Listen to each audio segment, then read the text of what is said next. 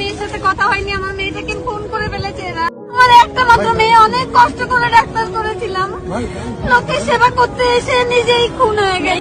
মাত্র 250 টাকা ভিজিট নিতেন মৌমিতা দেবনাথ। সবসময় রোগীদের লম্বা লাইন লেগে থাকতো তার চেম্বারের সামনে। যেখানে অন্যান্য ডাক্তাররা 500 থেকে 1000 টাকা ভিজিট নিতেন, সেখানে মাত্র 250 টাকা ভিজিট নিয়ে রোগী দেখতেন মৌমিতা দেবনাথ। তাছাড়া কত শত গরিব সামর্থ্যহীন পেশেন্টের কাছ থেকে কোনো টাকাও নেননি তিনি। বর্তমান যুগে এমন একটা মানুষের কথা চিন্তাও করা যায় না।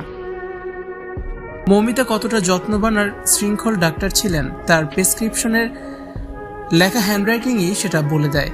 চমৎকার তার প্রেসক্রিপশন, কি চমৎকার তার হাতের লেখা। প্রতিটি ওয়ার্ডই তিনি কত সুন্দরভাবে বুঝিয়ে লিখেছেন যা যে কেউই পড়তে পারবে। যেখানে অন্যান্য ডাক্তারদের প্রেসক্রিপশন লেখা দেখে চোখ কপালে উঠে যায়, ফার্মাসিস্ট ছাড়া কেউ পড়তে পারে, সেখানে মৌমিতা কত যত্নবান ছিলেন, কত সুন্দর করে সময় নিয়ে প্রেসক্রিপশন লিখতেন, দেখতেনও সময় নিয়ে। কারো তিনি রোগীর খুবই আপনজন, কারো বোন, কারো মেয়ে। মৌমিতার সুন্দর ব্যবহারের কারণে সবসময়ই তার চেম্বারে রোগীদের লম্বা লাইন লেগে থাকতো। বর্তমান যুগে 250 টাকায় কোন ডাক্তার রোগী দেখে? মৌমিতার লেখা একটি প্রেসক্রিপশন সোশ্যাল মাধ্যম জুড়ে ব্যাপক ভাইরাল হয়েছে। মৌমিতার প্রেসক্রিপশনে থাকতো খুব সহজ ও সুন্দরভাবে লেখা ওষুধের নাম ও নিয়মাবলী তিনি খুব সুন্দরভাবে লিখে দিতেন। বাংলা হারিয়েছে গুণী একজন ডাক্তার। মৌমিতার লেখা এক পাতার এই প্রেসক্রিপশনে চোখ বুলালে আপনার বাংলা ভাষার প্রতি ভালোবাসা বাড়লেও এই বাংলার প্রতি ধিক্কার চলে আসবে।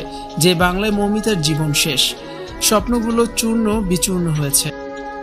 বাংলা নিয়ে সারা বিশ্বে বাঙালিদের গর্ব করার মতো অনেক কিছু থাকলেও মৌমিতা ধর্ষণ কাণ্ড নিয়ে আরজিকর মেডিকেলের মতো কলঙ্কজনক অধ্যায়ও কম নয়।